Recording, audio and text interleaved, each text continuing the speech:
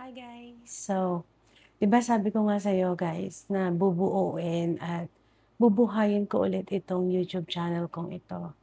For this vlog, for this video, ang topic ko ay ano ba ang benefits or disadvantage at tama ba or mas maganda ba na tumira kayo sa mga in-laws? So, whether mag-asawa na kayo or mag-partner pa lang kayo, ano ba sa tingin ninyo ang mas maganda para sa inyo, sa relationship ninyo? Kung mas maganda ba habang nagsisimula pa lang kayo ay tumira kayo sa inyong mga in-laws or bumukod na agad kayo? Kasi para sa'kin ang benefits, itong mga naisip kong benefits na puwedeng mangyari sa pagtira sa in-laws is yung puwedeng libre ang renta, hindi kayo magre-rent, hindi kayo magbabayad or ano ng mortgage kasi nasa bahay kayo ng in-laws. Yung maybe magbibigay kayo ng konti as part of tulong or pasasalamat dahil nandun kayo sa bayad ng kuryente, tubig, hindi naman yung kalakihan. So, nandun yung financial support in regards to that matter. Tapos kung merong mga anak kayo naman, ang benefits nun, hindi na kayo kailangan kumuha ng yaya or ng babysitter para mag-alaga ng anak niyo kung may mga lakad kayo na importante na hindi puwedeng isama ang mga bata dahil nandun ang mga lolo at lola, tito or tita na puwedeng magbantay para sa mga bata. So, another advantage yun. Secondly is yung hindi niyo na maiisip na, "Ay hindi ako makapagtrabaho dahil wala akong mapag-iwanan sa mga bata," 'di ba? Or hindi niyo na iisipin na, "Ano ba, iba-budget ko ba 'to para sa renta?" Yung mga gano'n. So, nandun na yung dalawang factors do'n. Ang pangatlo, puwedeng hindi niyo na din iisipin na hindi niyo na kayo mangangapa in regards to that, I guess. Pero ang disadvantage do'n is hindi ninyo yun bahay. So, mahihiya kayong kumilos, lalo na kahit kasi komportable na tayo sa mga in-laws natin, kahit nakakilala na natin sila, kilala na kayo, komportable kayo sa isa't isa, wala kayong hiyaan sa isa't isa, nandun pa rin yung napakaliit na na percentage na mahihiya ka pa rin kasi hindi mo yun bahay. So, hindi mo magagawa yung mga talagang gusto mong gawin kung nasa sarili kayong separate house. Alam mo yon yung, halimbawa, ano ba, yung paggising. Sometimes kasi tatamarin tayo, ayaw muna nating magkilos, ayaw muna nating magligpit. So, pero mahihiya tayo kasi iisipin ng mga tao, batugan ka or something. Even kasi close kayo, 'di ba? Meron at meron pa rin masasabi at mahihiya ka pa rin na hindi kumilos kasi hindi mo yung bahay. So, yun yung isang disadvantage. Another thing is, um, kung hindi naman kayo close sa in-laws ninyo, parang mahihiya ka naman na iwan yung mga anak mo kapagka may pupuntahan ka or kahit na naiwan mo yung mga anak mo, magmamadali ka kasi mahihiya ka na matagal silang mag-aalaga, gano'n. Ah, ang disadvantage ng mga gano'ng klaseng sitwasyon at saka hindi kayo makakapag-usap ng mag-asawa na walang nag-i-interfere.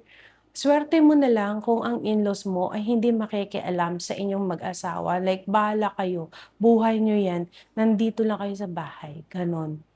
So, para sa akin, personally, mas okey sa'kin na kahit nagsisimula pa lang kayo, ay bumukod kayo. Kasi hindi ninyo talaga for me personally na hindi namin mai-experience mag-asawa kung paano talaga namin iba-budget ang buhay namin financially kung nandun kami sa mga in-laws. Kasi hindi namin malalaman, "Oh, ito lang yung babayaran sa tubig, kuryente, food allowance," yung gano'n. Kasi nagshi-share kayo, 'di ba? Kumbaga kung nakahiwalay kayo, iba-budget mo talaga, "Okay, this is, for the house rent, this is for the mortgage, this is for our car payment, this is for our food allowance, kids allowance." Yung mga gano'ng sitwasyon, hindi ninyo yun maba-budget kung nakikitira kayo sa in-laws. Another thing is kapag nag-aaway kayo, mahihiya kayong magsasagutan kasi may ibang tao, 'di ba? Hindi ninyo mailalabas lahat ng gusto ninyong ilabas. Hindi kayo makakapagkaroon ng sitwasyon na privacy talaga ninyong dalawang mag-asawa. Kasi mahihiya kayong maririnig ng in-laws ninyo. Tapos 'pag narinig ng in-laws ninyo, manghingialam sila. So, para sa'kin it's a good idea talaga na bumukod kayo para yung privacy ninyo, lahat ng 'yan ma-e-experience ninyo talaga, yun. And pagdating naman sa mga pagdating naman sa pag-aalaga ng mga anak, kapag may pupuntahan ka naman, whether you are with your in-laws or not, puwede mo naman iwan 'yan sa mga lolo at lola if they are willing.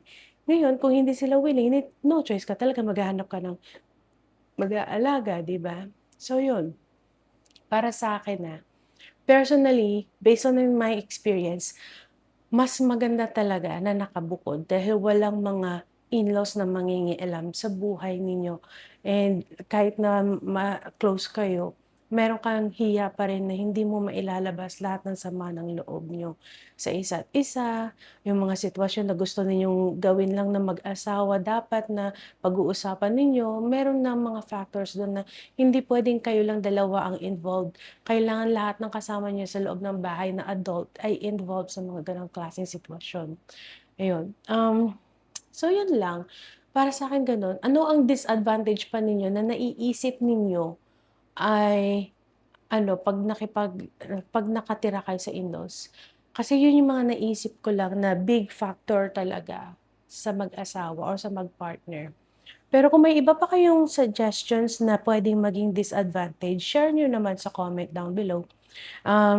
Or mga advantages na mas maganda kapag nagsisimula talaga maliban sa pag-iipon. Kasi yes, makakaipon ka talaga. Kasi laking factor nun, tapos puwede kayong magpundar ng sarili ninyong bahay, gano'n. Pero yun lang, ang hirap para sa parte ng whether you're a guy or a woman, mahirap kasi pakikisamahan mo lahat ng tao na nasa loob ng bahay. Compared sa dalawa lang kayo, magsisimula kayo, kayong dalawa yung mangangapa sa isa't isa, ang pakikisamahan ninyo yung talaga kayong dalawa lang. Makikilala ninyo ng tuluyan, lubusan talaga yung ugali ng isa't isa, hindi kayo yung nagho-hold back. Walang wall in between, hindi ninyo gwagwardiyahan yung sarili ninyo, gano'n.